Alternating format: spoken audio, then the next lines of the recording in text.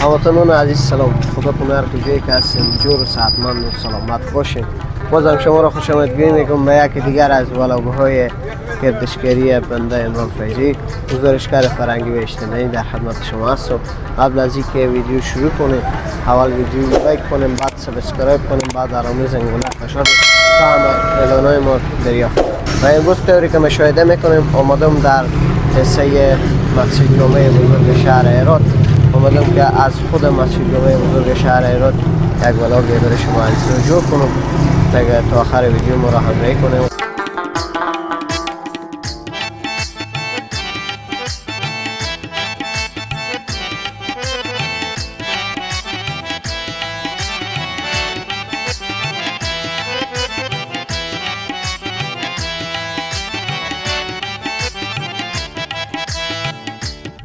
در دل باستانی ترین کوچه های هرات مسجدی قد برافراشته که نه تنها دیوار که روح تاریخ را به دوش می کشد.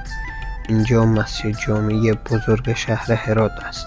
بنا شده در قرن 12 به فرمان سلطان غیاث الدین غوری و در قرنهای بعد با دستان هنرمند تیموریان، صفویان و عاشقان دین آراسته شد.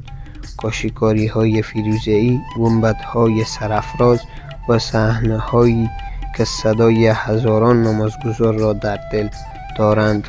اینجا فقط مسجد نیست، اینجا صدای ایمانی هزار ساله است. اینجا جایی است که تاریخ با هر اذان دوباره زنده می شود.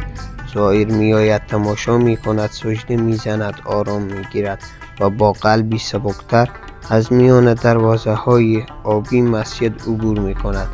مسجد جامع هرات افتخار ایمان، هنر و هویت مردم ماست.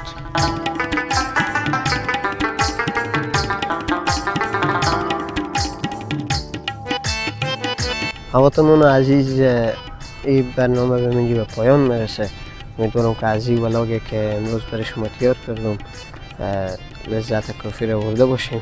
دیگه اگر از همچین ولاگای خوش شما میه ما حمایت کنیم، ویدیو لایک کنیم، بعد سابسکرایب کنیم، بعد علامه زنگوله فشار تا همه اعلانهای ما دریافت کنیم تا ولاگ بعدی که قسمت در کدام نقطه زیبای شهر هرات باشه.